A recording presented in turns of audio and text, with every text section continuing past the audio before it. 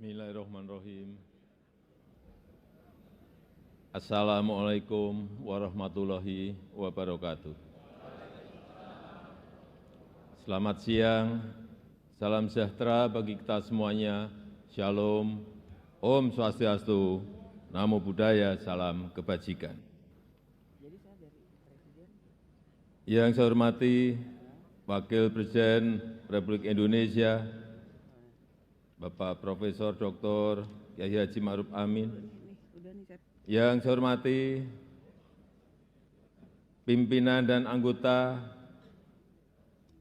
Dewan Perwakilan Rakyat Republik Indonesia.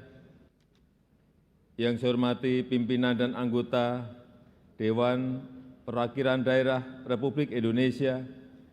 Yang saya hormati pimpinan dan anggota lembaga-lembaga negara.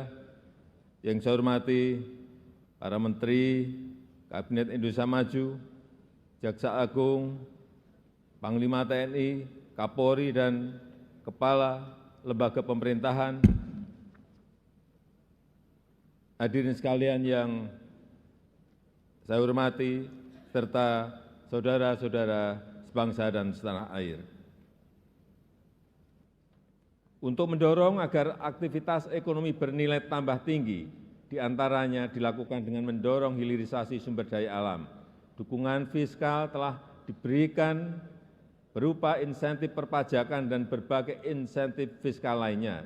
Selama ini telah diberikan dukungan terhadap pengembangan kendaraan bermotor listrik berbasis baterai. Hal ini untuk mendorong percepatan transformasi ekonomi untuk penciptaan nilai tambah yang tinggi, perluasan kesempatan kerja, dan penggunaan energi yang ramah lingkungan sehingga dapat menurunkan emisi serta efisiensi subsidi energi.